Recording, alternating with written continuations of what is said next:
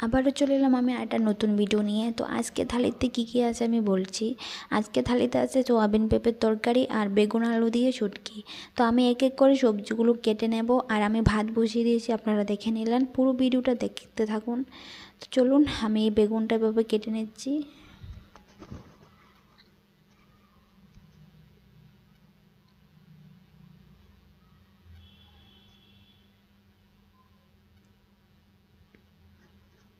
এবারে আমি আলু কেটে নেব।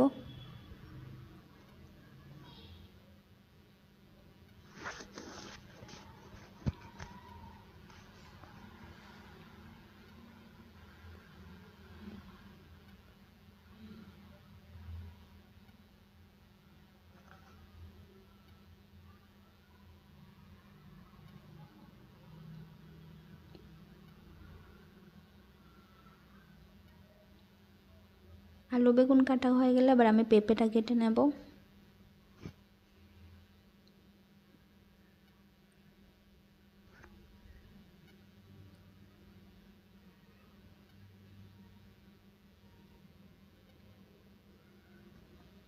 পুরোটা পেঁপে আমি দেব না, হাফটাই দেব। পুরোটা দিলে বেশি হয়ে যাবে। তাহলে দেখুন পেঁপেগুলো আমি সোয়াবিনের জন্য কাটছি, এভাবে কেটে নিচ্ছি।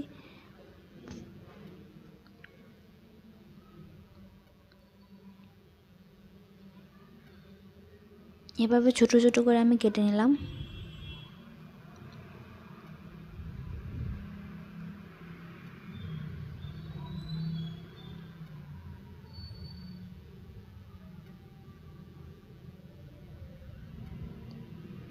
আর একটা আলুও দেব।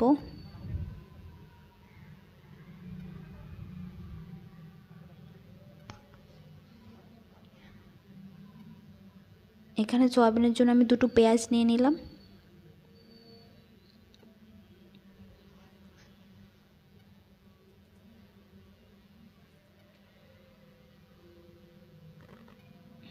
আর একটা রসুন নিয়ে নিয়েছি, রসুনটা আমি ছুলে নেব।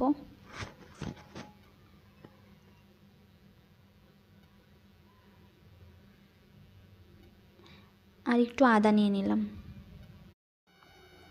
রসুনের খোসা ছাড়ানো হয়ে গেছে, এবারে আমি পেঁয়াজটা এভাবে কেটে নেব।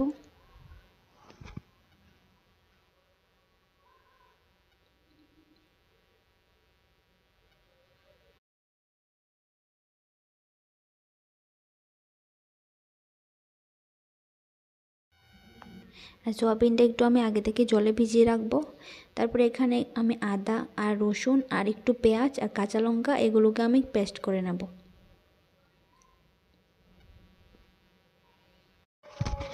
কড়াইতে একটু জল দিয়ে আর পেঁপে আর আলুগুলো আমি একটু সিদ্ধ করে নেব।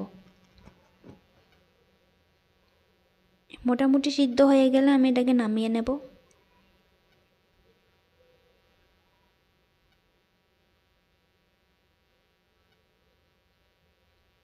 তারপরে এখানে পেঁপে আর আলু আর সয়াবিনগুলো এগুলো আমি পুরো মাংসের মতো ম্যারিনেট করে নেব।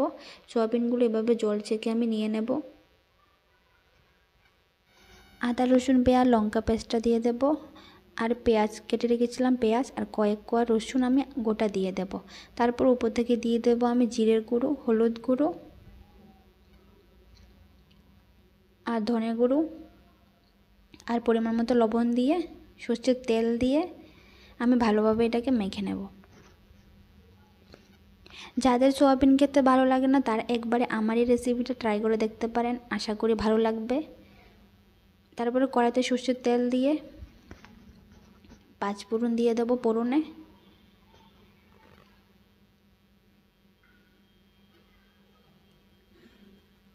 তারপরে মেখে রাখা সোয়াবিন আর পেঁপেটা দিয়ে দেব।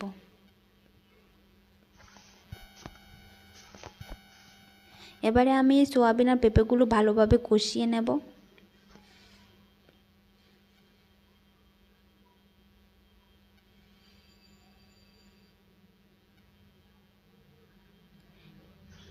ভালোভাবে কষানো হয়ে গেলে এখানে আমি জল দিয়ে দেব।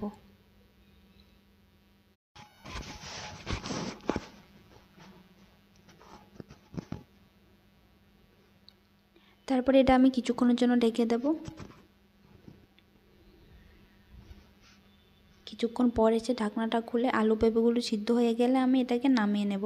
আর কোনো কিছু দেওয়ার দরকার নেই, এভাবে আপনারা একবার বাড়িতে ট্রাই করে দেখতে পারেন। আমার কাছে তো খুবই ভালো লাগে, তো আপনারাও চাইলে একবার এই রেসিপি ট্রাই করতে পারেন বাড়িতে। এবার আমি এটাকে নামিয়ে নেব।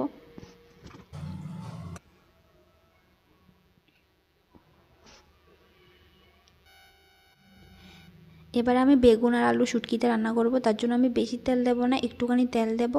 আর এখানে রসুন কুচিটা দিয়ে দেব। তারপর এটা একটু ভেজে আমি এখানে শুটকি দিয়ে দেব।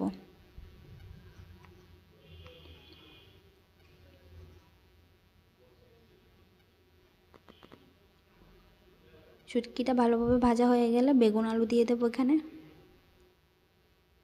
তারপরে ভালোভাবে শুটকির সাথে বেগুন আলুগুলো মিক্সড করে দেব। তার সাথে আবার লবণ আর হলুদ, আর যেহেতু শুটকি আমি সবসময় শুটকিটা একটু ঝাল করেই করি, তো শুকনো লঙ্কা কাঁচা লঙ্কা দুটোই আমি দেব।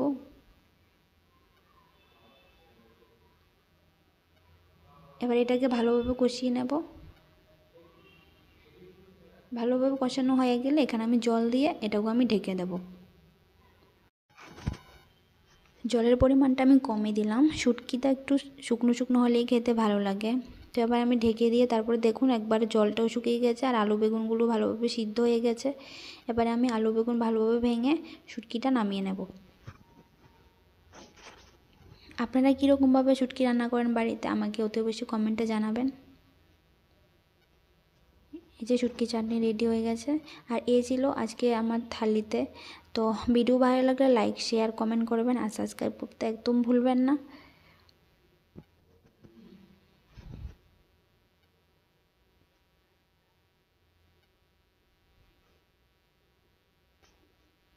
আর সাথে নিলাম একটা পেঁয়াজ। তো এই যে রেডি হয়ে গেল, এবার খাওয়ার পালা, এবার খেয়ে নেবো। আর আজকের মতো ভিডিও এখানে শেষ করলাম, টাটা।